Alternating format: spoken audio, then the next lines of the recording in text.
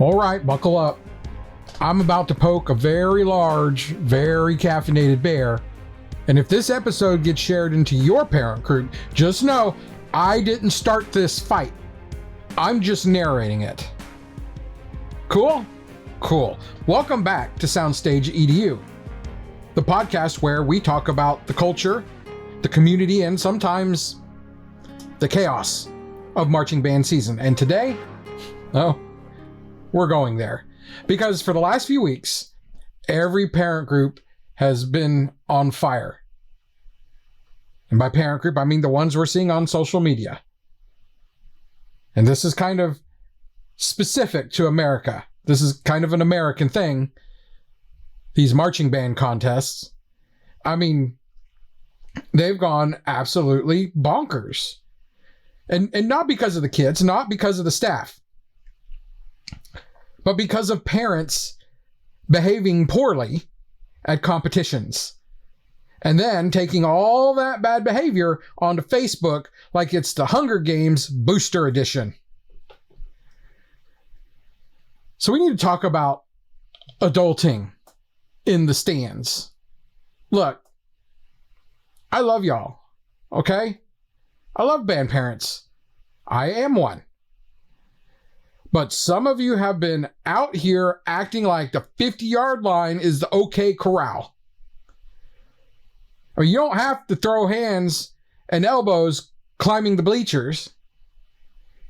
You don't have to scream at a teenager holding a seat. You don't have to trash talk another school because your kid's show starts 5 minutes late. I mean, your student is literally out there performing their heart out. Meanwhile, you're in the stands, on Facebook comment chains, starting territorial disputes like this is freaking medieval Europe. And then you're surprised that the admins ban people. Come on. Let's talk about this habit that we have right now of calling people out on social media instead of addressing it like an adult. And this is where I'm going to piss some of y'all off. But here's the new cycle that I see every single weekend. And thank goodness it's over right now. But it is at a fever pitch because we just closed out Bands of America Grand Nats. Someone comes on the social media and says a parent behaves badly. Another parent gets offended. And instead of walking over to them and saying, hey, can we fix this? No. They go home, open Facebook, and they write, to the lady in section 203 row D, you know who you are. Ooh. Wow, we just love a passive-aggressive, you know who you are. Listen, absolutely nothing resolves conflict faster than coded subtweets in a 27,000-member national parent group. By the next morning, people are naming names, burning down entire school programs, and we're over here banning people because y'all turned a minor inconvenience into the OJ trial. Just stop. Talk to the adults. Talk to a volunteer. Talk to the staff. Don't start World War III because someone accidentally stepped on your nachos or knocked off your hot dog. And then the next thing. You armchair judges. Oh yes, we didn't forget you. The people who are absolutely convinced that the judges play favorites. They don't actually know the music. They hate their town. They deduct points because of the weather or somehow messed up the tape because they don't know the score. Deep breath, friends. Deep breath. Because here's something that you need to consider.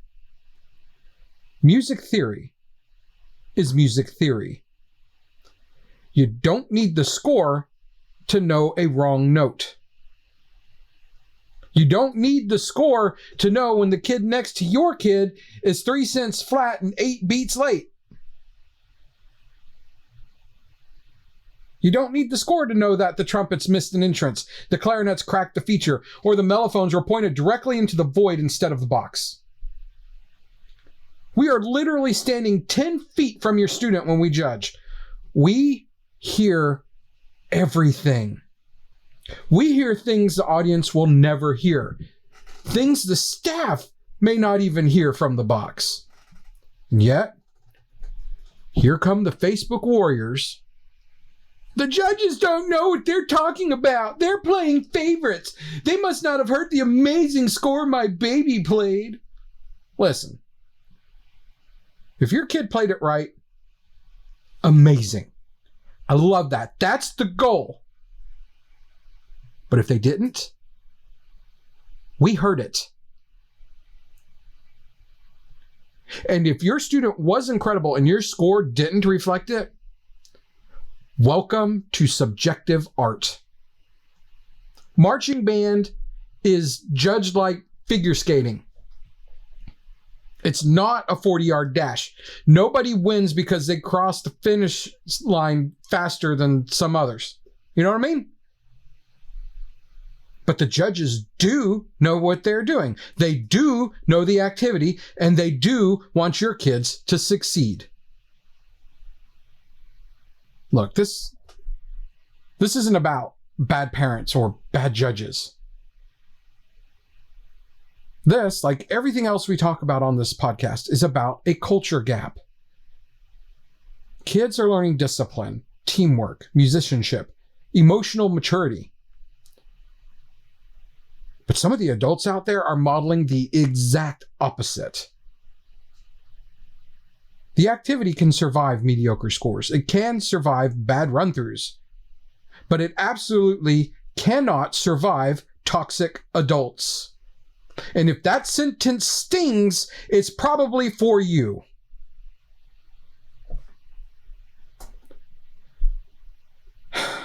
I'm not mad. I promise. I'm not calling anyone out. I'm not pointing fingers.